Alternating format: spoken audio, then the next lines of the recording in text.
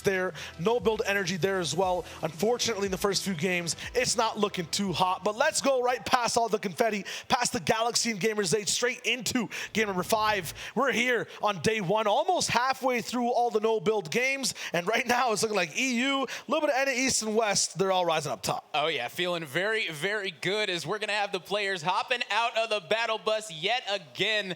And I mean, we saw it in game number 4. Teams really started to slow down the pace of play at the start. So I think that that's gonna be what we see yet again, but who knows? I've been wrong before. Could be the possibility. A lot of the times in game 5, when it comes to Fortnite Rome, it's called the crazy game. This is where people start to do the just absolutely things that don't make any sense. It's what you were trying to ask for in game 4. Okay. This is where they go completely forts to the walls, so to speak, and just get ready with that action. Already I see a few explosions. I see some craziness all the way over at Shuffle Shrines. You control this spot. You have a lot of options for the mid portion of the map. You have a lot of say on where you want to rotate as well. Every zone is basically yours too. Fahad with the DMR. He's moving in. Him and Yonks, I mean, not a pretty loadout to work with, but if you keep it long range, you can have some really good action. Precisely over here at the Shrines right now, on with FHD and Yonks. They're just going to be looking to loot on up and make sure that their kit's good to go. An important thing, so important, is getting a good kit at the start. Don't worry about fighting. Don't worry about getting elims. Just make sure that you're good to go to rotate, because you don't know where that zone's going to be popping to. Yeah, you want to make sure everything is kind of looking a little bit good for all sides. All the way over at Bugle. This is a Rubik's Cube of a problem right now for a bunch of these teams. Every single face, a different type of color, a different type of difficulty. When it comes to Milan and Mitro, things have looked easy and able to getting out or able to just leave. At the same time, they are a little bit on the bottom of the boards overall. They can see the grass on the other side of these hills, but they can't really run in it. And right now, Vico and Jelty over at the Daily Bugle, still looting on up, feeling good, back over with Mitros. I mean, right now, they're looking solid. I mean, you look at their kits, they've got the med mist, they've got the shotgun. They're looking pretty good. You know, I like it what I'm seeing right now so far. So auto shotty kind of fires super fast, 2-shot, big clumps of action, and then the striker, a player's preference for the biggest damage. What do you think players should be rocking in these close range fights? I mean, realistically, SMG all day long. Okay, nice. I like that skill. But also, let's talk about the boogie bombs. I mean, these boogie bombs can end up being very, very lethal. I remember when boogie bombs were first introduced into Fortnite, it was absolutely incredible the plays you're able to make. If you get in a one-on-one situation, here you go, throwing it at you, do your little dance, and I'm going to take you out expeditiously. I want to see some boogie bomb plays by the end of this day. I think we have Blake and Scope with a few of them maybe in that 3rd or 4th game. I also like the fact that you go straight for SMGs as well. You pair that with the boogie bomb, you pair that with any type of close range damage. It can stop a striker. It can stop a lot, especially with some of these controller players here rocking in today. Ooh. Here's where the invisibility starts. Okay, so this is Stano and Lucy. This is their win condition getting absolutely interrupted. They are just competition winners right now, tournament leaders for the moment, passing by last game's 1st place. Yeah, they know exactly what they want to do. They saw that a team was starting to engage on them. They said, you know what, we're not dealing with this. We're out. See you later. We're going to be surviving till late game yet again. They understand they're in 1st. They don't need to take risks right now. They are the team that just needs to play safe, not sorry. We saw in the last game, there were a few of these arrows that were way in the zone, right? We were so confused. Who's moving in from Tilted? Who's still at the Rave Cave? It was this duo. Not only are they avoiding the competition, they're avoiding playing the game. There's Tank and Storm prior heals. I mean, realistically, that's what you want to see as teams really start to figure out what works for them. I always say proper preparation prevents poor performance, and right now, it's looking like this squad, they've prepared extremely well. They know exactly how they want to play in this meta. The 5 Ps, you heard it from Rome. That is just huge. I wonder how many times you have to practice that. It's just absolutely insane. I can't even attempt that one. I've messed it up quite a few times on broadcast, but practice makes perfect, as I stated. And that's why I'm able to do it right here on the biggest stage. And I'm very happy about that. Milan going to be picking up his duo right here and now, as they found a little bit of trouble early on. Liquid Mitro and Milan having a lot of trouble right now. They're chilling for the moment. Everyone, in terms of the limelight, in terms of the spotlight, the action, the heat, it's on Falconer and Arkram and Vico. This is Falconer's 1st point, I believe, of the entire tournament. They're sitting at a flopping 0, unfortunately, and it's not going to help them at all in terms of getting a prize boost. I mean, they do walk away with 5K, as you did mention, Rome, but honestly, these guys want to level all the way up. Have a rocking in, looking good. Trying to find Vico's body. They can't really right now. There it is on the other side. If they get Jelty, it can be the full finish. Arkham knows exactly where it is. For this duo, it's a little bit different of a circumstance compared to everyone else. Haven't had the most practice, haven't been playing the most Fortnite compared to the rest of the lobby. But as you can see at the Bugle, they do have a sense of control. They have a game plan. Unfortunately, Arkham's is interrupted. Mitro, Milan, we talked about silence. It strikes deadly when given time. Mitro and Milan looking very, very good, able to use that high ground to take out that player. And that's the thing, even if you're able to pop a porta fort immediately, it doesn't matter if the team has high ground above your porta fort. And that's exactly what we saw right there, able to drop it down and immediately taken out regardless. Not sure exactly what the HOA is in Fortnite, you know, who the housing association is, but I'm gonna apply for getting some roofs on those porta forts. It feels like it's just these rains of bullets that are, you know, an unstoppable form of weather to deal with these players is stopping everyone from playing their game. You know, I've never seen a fort without a roof. You True. might be onto something right now. Even making pillow forts back in the day, there's no chance unless you have the blanket draping over everything, right? So we got to find some blankets for these players. Lord knows maybe Mitro and Milan need it. They want to rise up those boards, stay comfortable. But that's all the action at the Bugle. I mean, there's so much more across the map. Kai, Nema, they're moving in as well.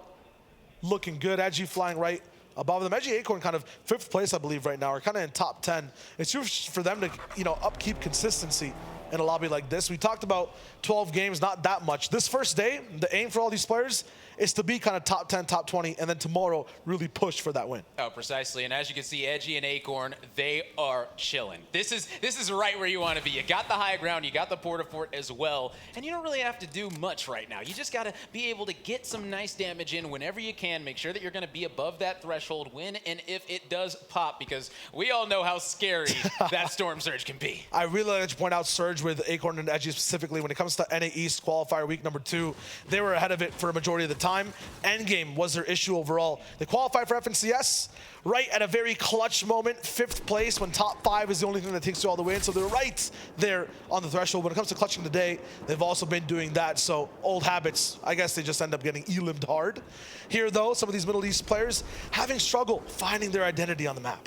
Yeah, for sure. As you can see right now, it's going to be Kai looking to spot anyone he can, just trying to get in some early damage. Still has a porta fort, so he's going to be feeling pretty comfortable sitting in this bush in case someone ends up spotting him out. Yeah, you saw a whole loadout in terms of a player that's looking to just go from bush to bush, fight to fight. Look at the difference with Dubs, right? The difference between Dubs and Kai. You mentioned boogie bombs for fights is exactly what Kai's going for.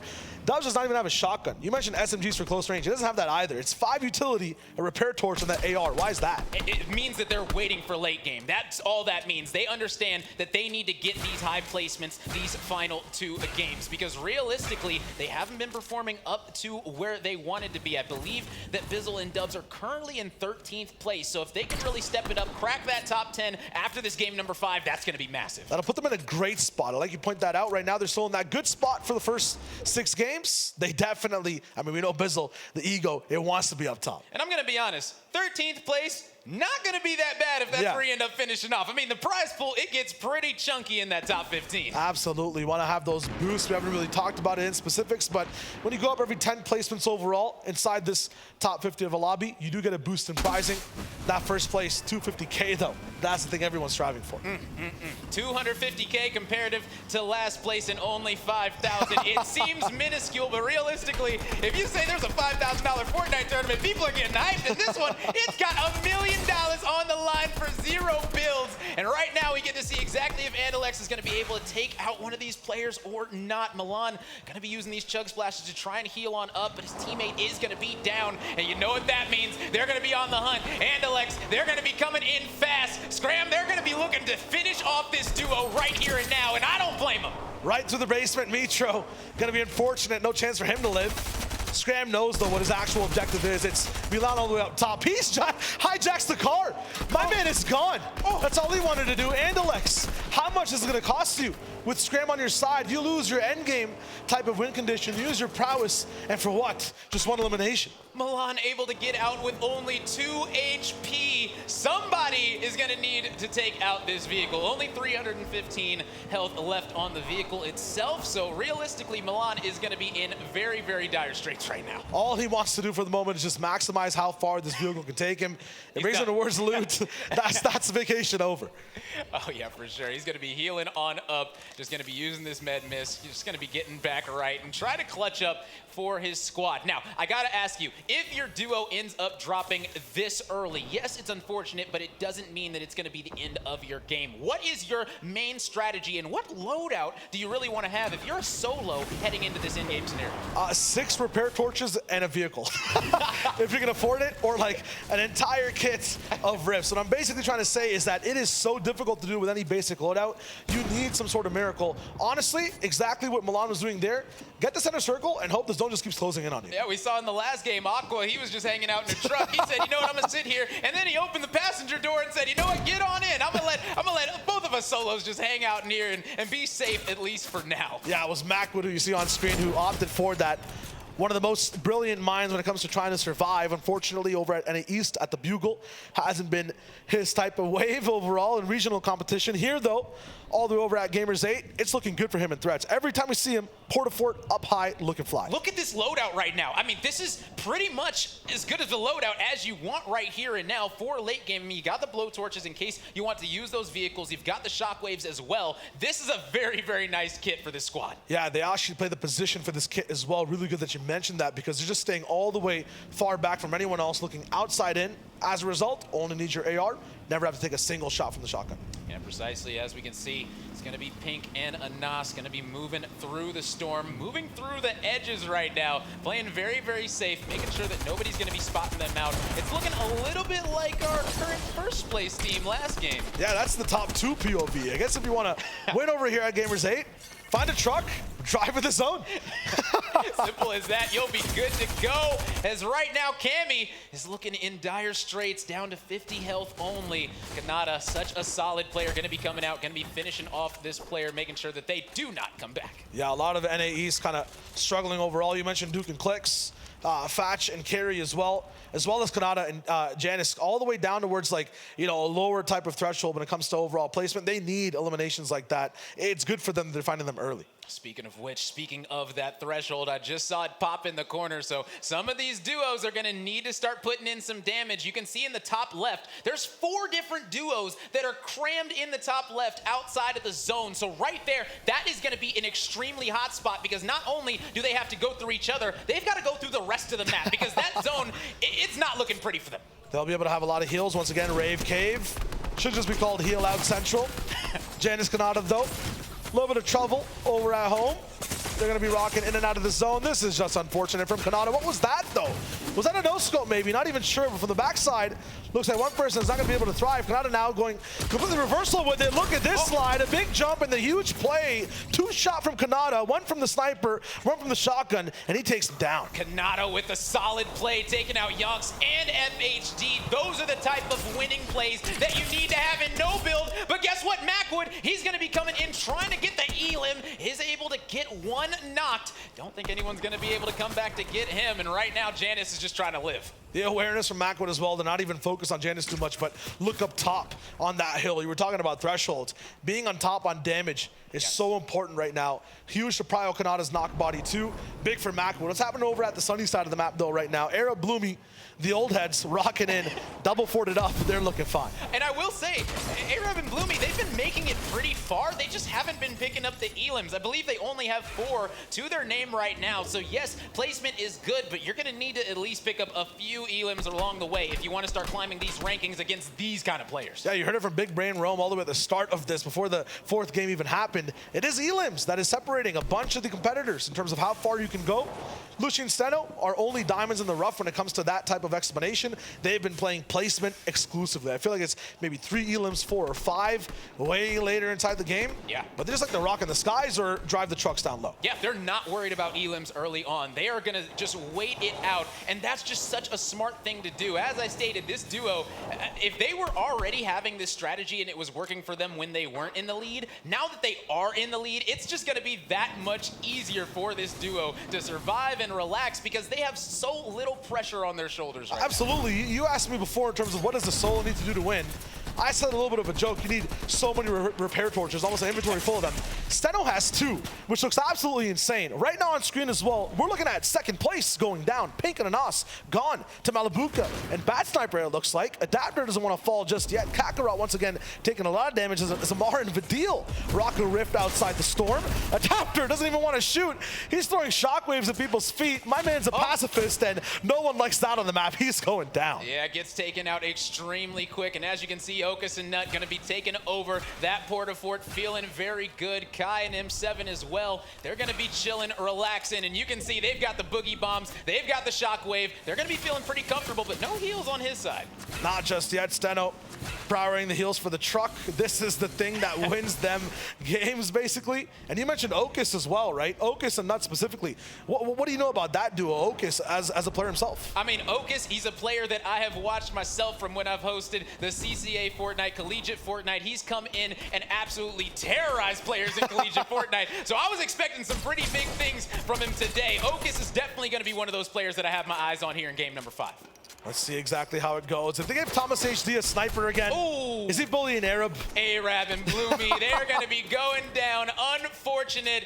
Sorry again, Panda. He's going to be feeling so bad about that. Look at this! That's a headshot going to be coming in absolutely beautiful. Able to knock Hydra, and now Thomas HD flying in with the shockwave, looking to take out another one. Is he going to be able to? It's looking like that's going to be the case. That's going to be a squad wipe coming in for Tayson. Beautiful plays coming out of them. I feel so nostalgic. Thomas HD with a sniper, once again, shouldn't be fair. He should be limited to just a 1 inventory slot, but he's here. Legendary, heavy sniper in the inventory. You could not ask for a better weapon on the most accurate man with a scope in the entire world, and you can see just why. Taking out people on home turf. Once again, Kai is unable to see another game. And that's the reason why this duo was touted as one of the best coming into this tournament. People had extremely high aspirations for this squad. They had high aspirations for themselves, and now in game number 5, they're starting to cook a little bit. Let's see if this squad can keep this one rolling.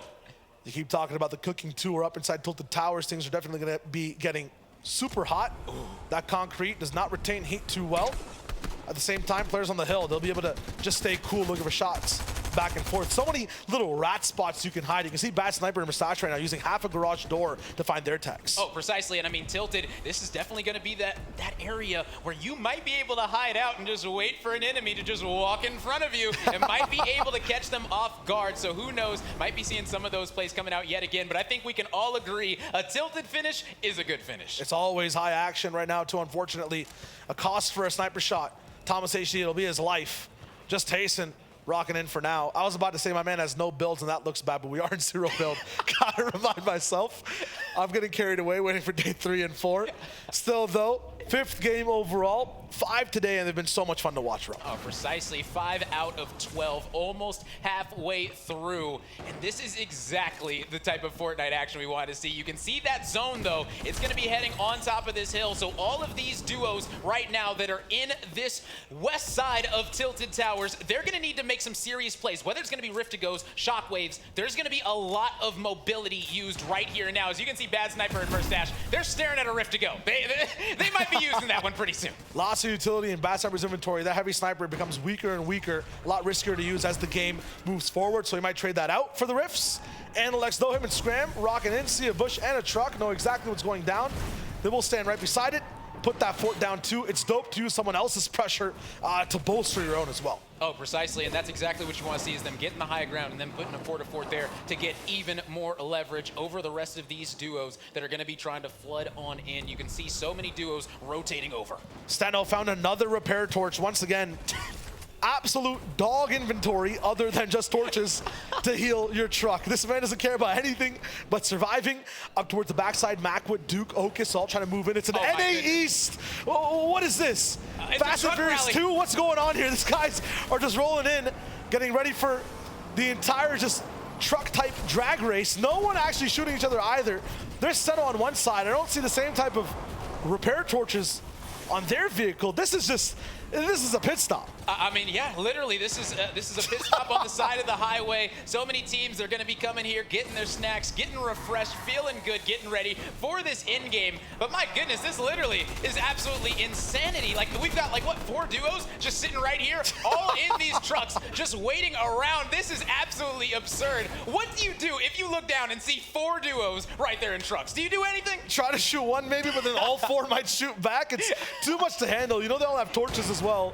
Kovacs is doubled up with a chuck cannon too, and he has a mythic hammer AR. That's a huge inventory to work with towards the late game. Look at this. This is pathetic. You stated it. You got Gray, you got Rip-to-Goes, and this is all you got. I mean, that is definitely going to be their strategy for this end game. They're not worried about getting elims, clearly based off of that loadout. They're moving late too, so all they want to do right now is survive, use the rifts, and delay. It's like a pseudo heal game. Okus doesn't have a car, doesn't have a truck. He's not allowed to play. He's not going to make it out of tilted. It's going to be tough to be able to move up these mountains as well. It's a big thing. You don't think about it. In zero build, you don't have anything to actually climb some of these big hills. So you need a truck, you need something. Fahad trapped all the way down low.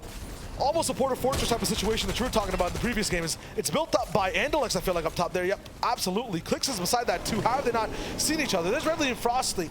We can see them kind of in a side-scrolling POV. Everyone can kind of see each other. Andalex effective. Clix now going in for the elimination. Jelty and Vico electing not to use a rift. Knight pops in, 1 HP. What is going on? It feels like I'm watching 3 games overlapped on top of each other. Precisely. You can see right now everyone is starting to scramble, and I think everyone's loadouts are starting to come back to bite them a little bit. Everyone's starting to realize, at least most of these players, I don't really have the loadout to start fighting. I just need to survive as long as possible, get these placement points by any means necessary. Knight with literally 1 HP in the air, floating around, not gonna get taken out quite yet as threats, looking to be a threat, looking to take out one of these players falling down, not gonna be able to, so he says, you know what, I'm in the sky too, let's party. Oh my goodness, forts, bullets, rifts up in the air, players are gliding, dimensions colliding. This is gonna be huge for every single person on low to find some damage, but it's all about swimming right now. You dive up in the air, it's kind of reverse, right? That's where you take a deep breath and try to glide. You go back down, take a breath by diving into another rift, keep your match alive. Lecce and Swilliam, though, they are big chilling. Threats doesn't even care. He wants to go straight inside that rift. Swilliam stays quiet, scoped, the only person down so far. Yeah, they're doing a great job right now of just playing that incognito mode. You can see right now, Helnata trying to get another elim. He's going to be able to help out on that one. They're feeling pretty solid. What game am I watching? No one is touching the ground at all. Frosty, Helnata kind of in trouble. Lecce is like, maybe I got to move this van a little bit. People might catch on to this. Steno and Lucy, they've lost theirs, but they have so many rifts to keep chaining forward. This might be no build. That doesn't mean no air. These players are absolutely thriving in the sky. As Lecce, he's just waiting for someone to start popping off at him so he can dodge these bullets and make a way down. See Andy Chapek's going for a hill game. It goes absolutely firework catastrophic up top on this double fort. The zone is starting to move. Look at all these That's players how late it's been, and look at the sky. All of Gamers8 does not want to touch the ground. No one wants to go down. Gamers8, and there is 50 players, it seems like, just floating on in the sky, floating on down. 22 players left, 13 duos remaining. Vico just looking to stay right here in this truck. I mean, when you don't have Boogie a duo, bombs. just go ahead and play your life. There comes the boogie bombs late game. They can be Everyone's so lethal. dancing. Everybody's dancing. It's a whole party out here. It's just absolutely tough. Double SMG for Lucian, but he can't do much in terms of actually trying to do some damage. Lost inside the storm, 30, 20, no, almost 10 HP. He needs to start rattling off shots, but it's a huge truck with repair torches in tow. Steno is there. The truck master, the man who controls the pit stop. It's not even his vehicle. Finally going down. Top 10 Porta Fort up in the skies too. Still half the lobby. 10 players are gliding. Lecce now up inside the fight. They can't even hold on to this hill. He needs to fort down, jump all the way up, and he's ready. He's back in the sky. Yeah, those forts are coming out, and those Rift-to-Goes as well. Lecce is able to get that full elim, so he's going to come down here and refresh everything. This is exactly what you want to see. He's got the heals, got another Rift-to-Go, got 5 boogie bombs. My goodness, Lecce, throw them at everybody. He's going to try to. Nothing actually to land. Swilliam on the other side. There we Everyone go. dancing. Hey. They're burning. They're colliding. Swilliam now all on his own. Edgy, he might go for a shockwave, but no one's in zone. He melts. He burns. All up to Swilliam now. 9 elims as a team. Zandy up inside the tree. Not going to be enough for him to hide. He'll try to glide, but Swilliam, he's got the advantage. They're starting to shoot each other. Andy with the heal game. He's got a little bit of his own. Swilliam halfway, almost there. Andy's good. He gets the win. How How did he do that? Andy with game number 5's Victory Royale. That was absolutely impeccable accuracy coming out at the end right there to clutch it up. That was so unfortunate. Swilliam had 4 shockwaves in his pocket, wasn't able to use any of them. If he was able to get close enough, he could have just shockwaved him into